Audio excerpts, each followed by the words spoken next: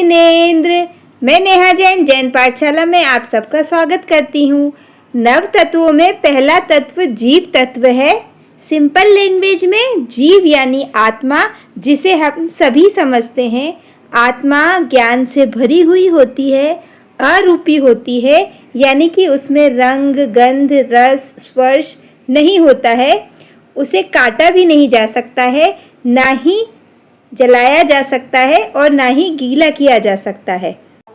आत्मा असंख्यात प्रदेशी होती है और साथ ही अपने द्वारा लिए गए शरीर के अनुसार उसकी लंबाई घटती बढ़ती रहती है, यानी कि इसकी लंबाई स्वदेह परिमाण होती है और यह स्वभाव से ऊर्ध्वगमन यानी कि ऊपर की ओर जाने वाली होती है। आत्मा यानी कि जीव के दो मुख्य प्रकार होते हैं, सिद्ध और संसारी। जो सिद्ध गति के जीव हैं, यानी कि ऐसी आत्माएं जिनके अच्छे बुरे सारे कर्म खत्म हो गए हैं और अब वे लोक के अंत में जाकर स्थिर हो गई हैं। और संसारी जीव यानी कि वे सभी आत्माएं जिनके कर्मों का अभी क्षय नहीं हुआ है, इसलिए वे अपने अपने कर्मों के अनुसार अलग अलग शरीर लेकर बार बार संसार में जन्म लेती हैं। संसारी जीवों को 4 गति, 5 जाति, 6 काय, 5 इंद्रिय, 24 दंडक या फिर 84 लाख जीव योनियों में विभाजित किया जा सकता है। यानी कि संसारी जीवों को कई तरह से बांटा जा सकता है। इनमें से पहला विभाजन गति के अनुसार है। तो आज हम गति को समझेंगे। गति 4 प्रकार की होती है, नरक गति, देव गति, मनुष्य गति और तिर्यंच गति। इन 4 गतियों में सारे संसारी जीव को विभाजित किया जा सकता है।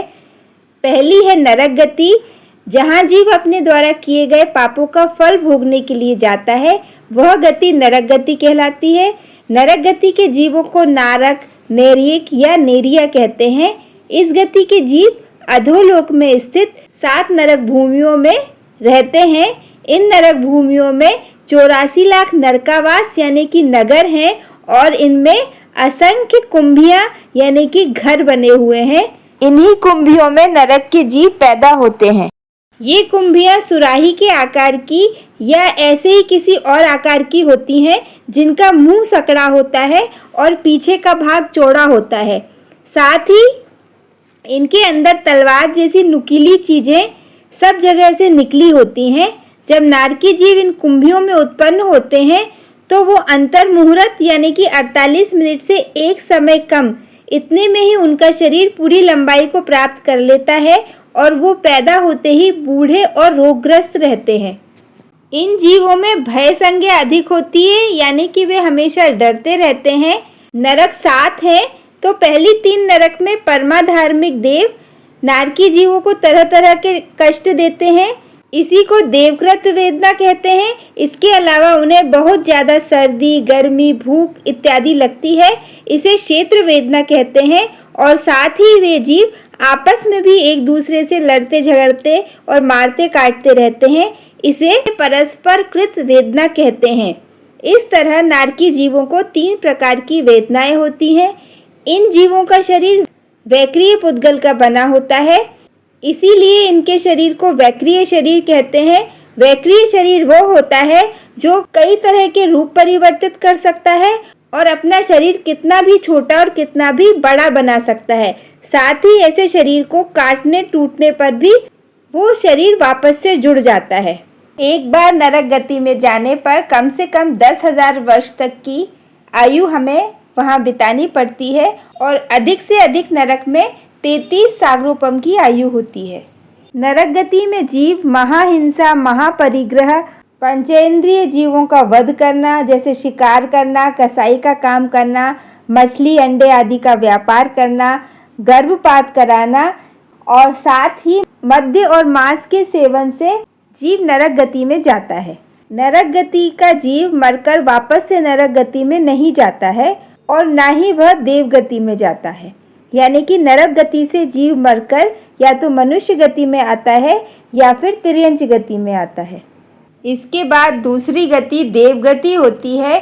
जैसे नरक में जीव अपने द्वारा किए गए बुरे कार्यों का फल भोगने जाते हैं, वैसे ही देव गति में जीव अपने द्वारा किए गए अच्छे और पुण्य कर्मों का फल भोगने के लिए जाते हैं। देवता मध्यलोक, ऊर्ध्वलोक और अधोलोक तीनों लोकों में निवास करते हैं। 4 तरह के देव होते हैं। देवों के बारे में विस्तृत जानकारी मैं पहले ही कई वीडियो में दे चुकी हूँ। देवों का भी वैक्रीय शरीर होता है। वैक्रीय शरीर वही होता है जिसे देव अपनी इच्छा अनुसार छोटा बड़ा कर सकते हैं और साथ ही वे कई रूप बना भी सकते हैं। और इनकी मृत्यु के पश्चात इनका शरीर हमारे शरीर की तरह नहीं होता है। जैसे ही उनकी मृत्यु होती है, जिस तरह कपूर हवा में उड़ जाता है, ऐसे ही देवों की मृत्यु होने के बाद उनके शरीर के पुद्गल भी हवा में विलीन हो जाते हैं। देवताओं का जो वैक्रीय शरीर होता है, साथ ही वो जो वस्त्र और आभूषण धारण करते हैं और देव जिन विमानों में रहते हैं, उन सब से विशिष्ट दिव्य किरणें निकलती हैं, जिसके कारण देवलोक में चांद और सूरज न होने के कारण भी वहाँ हमेशा प्रकाश ही होता है, कभी रात नहीं होती है। देव वे ही बनते हैं जो तप, संयम, शील, सदाचार, दान, पुण्य, प्रत्याख्यान आदि करते हैं। देवगति में केवल मनुष्य और त्रियंश ही मरकर जाते हैं।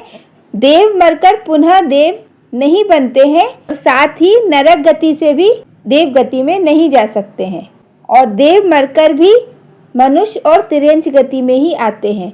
और देवों में परिग्रह संज्ञा और लोभ संज्ञा विशेष रूप से पाई जाती है। इसके बाद अगली गति मनुष्य गति है।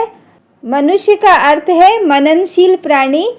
मनुष्य में ही इतनी क्षमता होती है कि वह अपने पुरुषार्थ से धर्म ध्यान को पाकर शुक्र ध्यान को पाता है और मुक्ति यानी कि मोक्ष को प्राप्त कर सकता है। मनुष्य ही संसार के हर पद को यानी कि साधु से लेकर सिद्ध पद तक को भी प्राप्त कर सकता है। इसके अलावा किसी और गति में ये पद प्राप्त नहीं किया जा सकता है। मनुष्य गति में चारों गति के जीव मरकर आते हैं और मनुष्य भी मरकर चारों गति में जा सकते हैं।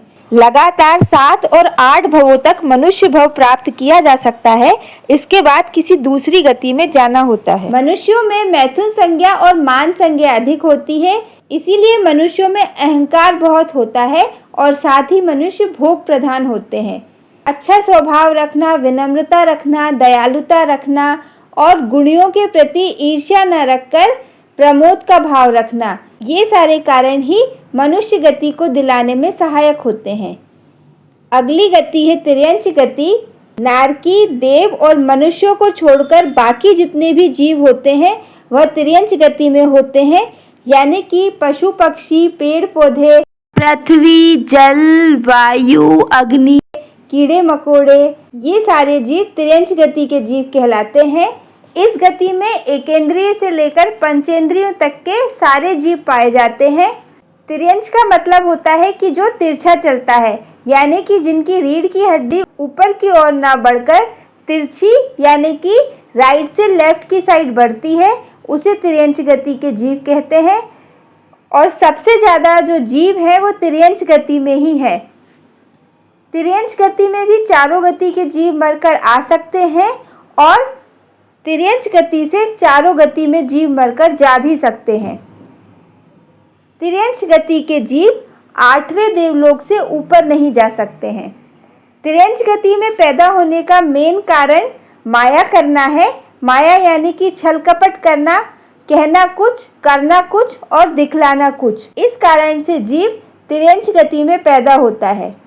इसके अलावा असत्य बोलना, कम माप तोल करना, इस तरह का छल कपट करने वाले जीव तिर्यंश गति में पैदा होते हैं। तिर्यंश गति के जीवों में आहार संज्ञा प्रबल होती है, यानी कि उन्हें भूख बहुत ज़्यादा लगती है। इसके साथ ही जो जीव तिर्यंश गति से निकलकर आते हैं उनमें भी आहार संज्ञा अधिक होती है, क्योंकि एक भव के संस्कार दूसरे भव में साथ जाते ही जाते हैं। मनुष्य गति के जीव और तिर्यंश गति के जीवों का निवास स्थान मध्यलोक में ही होता है। तिर्यंश गति में जीव बार बार जन्म ले सकता है। तो ये था गति के अनुसार संसारी जीवों का वर्गीकरण।